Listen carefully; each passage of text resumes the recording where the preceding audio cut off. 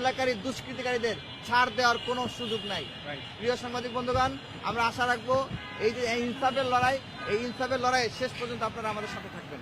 প্রিয় সাংবাদিক বন্ধুগণ, আমরা আরেকটি যে জনগুরুত্বপূর্ণ দাবি নিয়ে বিষয় নিয়ে আমরা আজকে এই সংবাদ সম্মেলনে উপস্থিত হয়েছি, সেটি জানেন আপনারা। আগামীকাল একই সাথে নবাব সলিমুল্লাহ এর মৃত্যুবার্ষিকী, পাশাপাশি আপনারা আমাদের যে মহাপবিত্র শবে মেরাজ রয়েছে সেটি কিন্তু আগামীকাল দিবাগত রাত্রে, আগামী 16 জানুয়ারি অর্থাৎ আগামীকাল।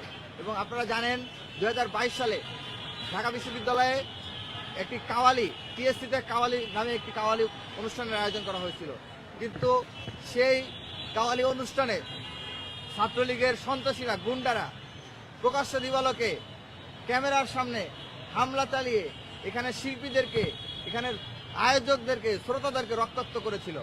কিন্তু অত্যন্ত দুঃখজনক হলে সত্য, সেই ঘটনার আজ 4 বছর অতিবাহিত হতে চলছে, কিন্তু এখন পর্যন্ত কোনো বিচার কার্যক্রম আমাদের চোখে পড়ে নাই।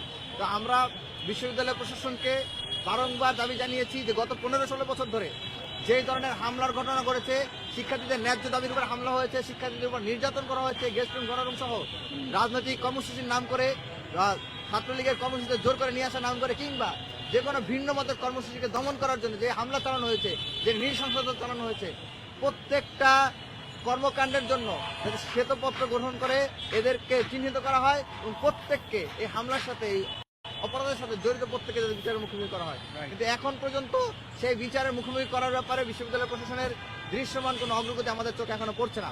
তা আমরা বারংবার দাবি জানিয়েছি, আজকেও সংবাদ সম্মেলনের মাধ্যমে আমরা দাবি জানাচ্ছি যে কাল বিলম্ব না করে সেই দিনের হামলার সাথে যারা যারা জড়িত ছিল তাদেরকে চিহ্নিত করে বিচারের মুখোমুখি করুন। পাশাপাশি আমরা পুলিশ প্রশাসনের কাছে আহ্বান জানাবো, সেই দিনের হামলা যারা যারা জড়িত ছিল সেই হামলার সাথে জড়িত প্রত্যেককে বিচারের মুখোমুখি করুন। প্রিয় সাংবাদিক বন্ধুগণ, আমরা আগামীকাল 16 জানুয়ারি বাদ আসর থেকে এই টিএসসির পায়রা চত্বরে 2022 সালের যেই টিএসসিতে কাওয়ালি প্রোগ্রামে নৃশংস হামলা চালানো হয়েছিল, সেই হামলার স্মরণে প্রতিবাদী কাওয়ালি সন্ধ্যা অনুষ্ঠিত হবে আগামীকাল 16 জানুয়ারি বিকাল বাদ আসর থেকে।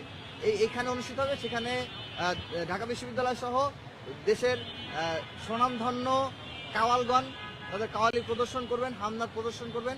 এর মধ্যে আপনারা জানেন গতবারের 2022 সালের কাওয়ালিতে যারা পারফর্ম করতে এখানে এসেছিলেন, পুরান ঢাকার নাদিম কাওয়াল, তারপরে আমাদের ফাহিম ফয়সাল, তারা তাদের দলগতভাবে আগামীকালের এই আমাদের যেই কাওয়ালি সন্ধ্যা রয়েছে সেখানে তারা পারফর্ম করবেন। নাদিম কাওয়াল পারফর্ম করবেন সন্ধ্যার পরে এবং তার ঠিক পরেই স্টেজে উঠবেন ফাহিম ফয়সাল। তো এই হচ্ছে আমাদের মোটামুটি আগামীকালের এই 2022 সালে হামলার স্মরণে আমাদের যে কর্মসূচি আয়োজন, সেই কাওয়ালি সন্ধ্যার ঘোষণা। আর দ্বিতীয়ত আপনারা জানেন আগামীকাল নবাব সলিমুল্লাহ মৃত্যুবার্ষিকী, সেই উপলক্ষে আমরা ডাকসুর পক্ষ থেকে আগামীকাল বাদ ফজর ওনার যে কবর রয়েছে বেগম বাজারে, সেই কবর আমরা জিয়ারত করলে সেখানে আমরা দোয়া মোনাজাত আয়োজন করব। পাশাপাশি পবিত্র শবে মেরাজ উপলক্ষে আমরা সকল হল সংসদের মাধ্যমে আমরা আহ্বান জানিয়েছি। ইতিমধ্যে ডাকসুর বিপির পক্ষ থেকে আহ্বান জানানো হয়েছে যে প্রত্যেকটি হল মসজিদে দোয়া মোনাজাত আয়োজন করার জন্য ডাকসুর পক্ষ থেকে আমরা একটি দোয়া মোনাজাত এবং হামনাতের আয়োজন করে এইটির আনুষ্ঠানিক সময়সূচি আপনাদেরকে আমরা জানিয়ে দেব। এই ছিল আমাদের কর্মসূচি ঘোষণা। এই পর্যায়ে কথা বলার জন্য অনুরোধ করছি ডাকসুর কার্যনির্বাহী সদস্য আফসানা আক্তার।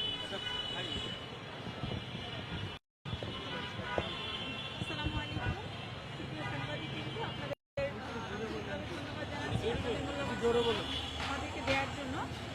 আপনারা জানেন এই মুহূর্তে হচ্ছে আজকে সংবাদ সম্মেলনটা ছিল আমাদের 2022 সালের কাওয়ালি সন্ধ্যা, যেখানে নিষিদ্ধ ছাত্রলীগ নৃশংসতা চালিয়েছিল, সেটার সম্মেলনটা ঘটনা ইতিমধ্যে ঘটে গিয়েছে। ঢাকা বিশ্ববিদ্যালয় বরাবরই দেশের যে কোনো সংকটপূর্ণ পাশে দাঁড়িয়েছে, যে কোনো আমরা আমাদের বিশ্ববিদ্যালয় সবসময় শিক্ষার্থীরা দেশবাসীর সাথে ছিল। তো যে কোনো যৌক্তিক আন্দোলন, আমরা সবাই জানি ছাত্রলীগের সমস্যাটা আসলে একদিনের না, এবং আমরাও সেই সমস্যার সমাধানের পক্ষপাতী এবং নানা সময়ে ঢাকা বিশ্ববিদ্যালয় এই সমস্যা নিরসনে রাষ্ট্র পক্ষ সহ বিশ্ববিদ্যালয়ের প্রশাসনের সাথে কথা বলেছে, কিন্তু এখানে খুবই অনাকাঙ্ক্ষিত যে 7 কলেজের শিক্ষার্থীরা সেই তাদের আন্দোলনে আমাদের প্রতিপক্ষ হিসেবেই দেখতে বলা যায়। আমি সব শিক্ষার্থীদেরকে বলছি না, কিন্তু যারা আসলে এই নৃশংস ঘটনা ঘটিয়েছে, উদ্দেশ্যমূলকভাবে আমাদের ভার্সিটির বাসে হামলা চালিয়েছে, আমাদের ভাই বোনদের রক্তাক্ত করেছে, তাদের প্রতি আমরা ধিক্কার জানাচ্ছি এবং প্রশাসনের প্রতিও আমাদের ক্ষোভের জায়গা হচ্ছে তারা অনেকদিন ধরে একটা সমস্যা ঝুলে আছে, সেটা সুষ্ঠু কোনো সমাধান আসলে আমরা এখন পর্যন্ত দেখতে পাচ্ছি না এবং আমাদের ভাই বোনরা হতাহত হওয়ার পরেও আসলে আমরা দৃশ্যমান কোনো পদক্ষেপ এখনো পর্যন্ত পাই নাই। ইতিমধ্যে আপনারা আমাদের পরবর্তী কর্মসূচি শুনতে পেয়েছেন, শাস্তির আওতায় আসে আমরা আমাদের জায়গা থেকে সর্বোচ্চ চেষ্টা করব। আমরা পুলিশ প্রশাসন এবং বিশ্ববিদ্যালয় প্রশাসনকে আহ্বান জানাচ্ছি যেন এই জায়গায় কোনো ধরনের গাফলতি আমরা দেখতে না পাই।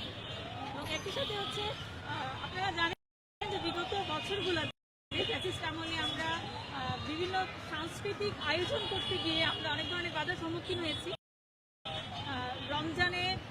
রমজানে একটা প্রোগ্রাম ছিল, সেখানেও ছাত্রলীগ হামলা চালিয়েছে এবং কাওয়ালি সন্ধ্যাও তারা আসলে নৃশংসভাবে হামলার মাধ্যমে সেটা ভেঙে দিয়েছে।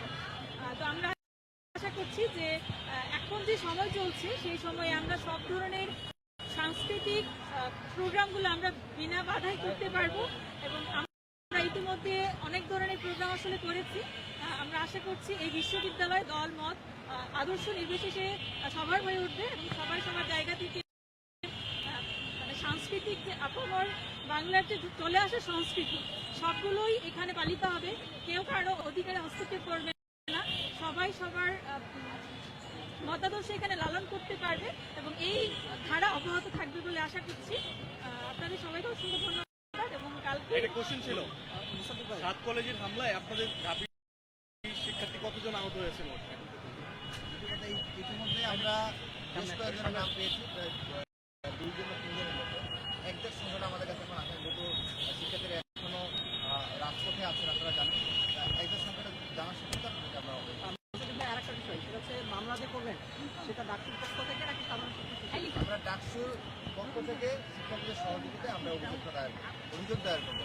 ঠিক আছে, যে পর্যায়ে আপনারা জানেন 2022 সালের